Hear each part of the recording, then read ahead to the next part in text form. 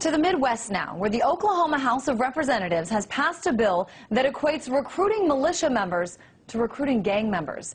State representatives there say if you want to form a militia, you need to ask the state's permission or else you'll go to jail. Here to talk more about this is Cherie Gio, radio host for Truth Frequency Radio. Hey there, Cherie. Hi. This smells of a bill bound to get some major First Amendment challenges, but still, I want to hear what you think about all this. Well, absolutely. This is actually the second time in 1 week that the state has a state in the United States has passed an unconstitutional law. First, the Arizona immigration bill, and now we have this Oklahoma Senate bill, which essentially bans constitutional militias around the state. I think this is kind of a turning point in the game that the government is playing with its own citizens. Usually, it's the states protecting the citizens' rights against the federal government interfering. Now it's the other way around. So we're getting it from both sides now, both the federal and state, which is pretty disconcerting and an indicator that our political system is becoming increasingly more tyrannical in its nature.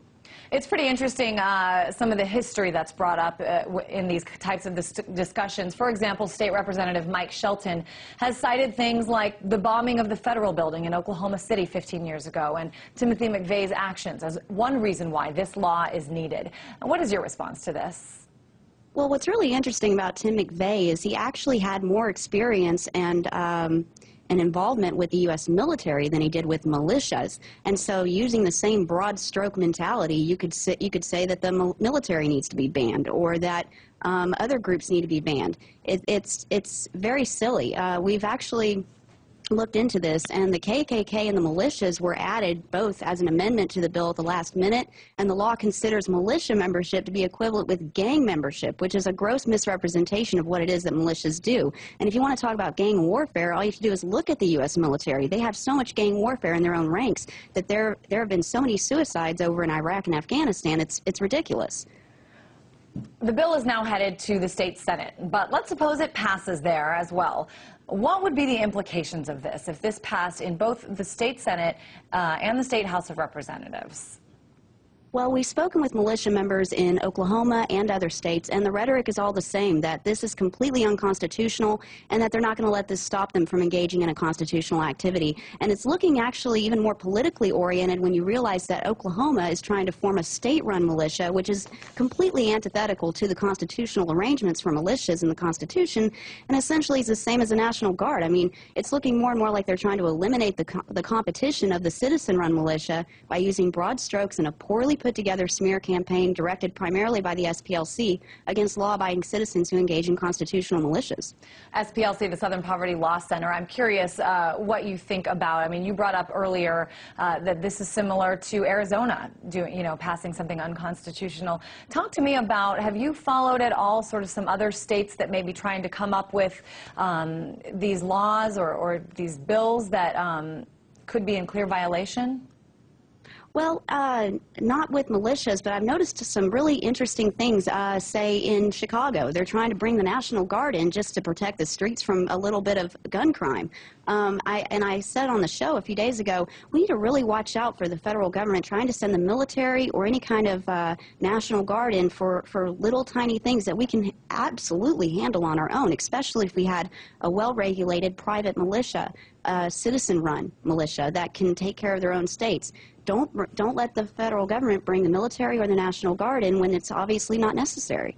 And Cherie, from your understanding with this bill in Oklahoma, when lawmakers there threw in, as you say at the last minute, the KKK and the militia, what is their definition of militia?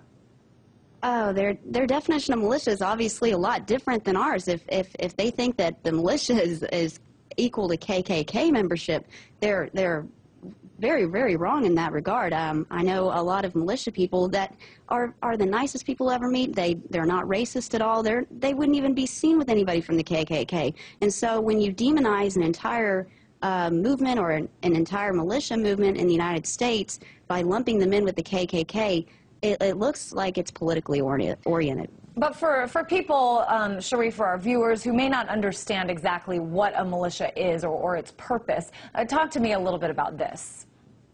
Well, a militia is defined by the Constitution as being a well-regulated group of citizens who decide to protect their country from federal government interference. That's what it's become in the last few years, especially since 1993, 1995, those kinds of things happened.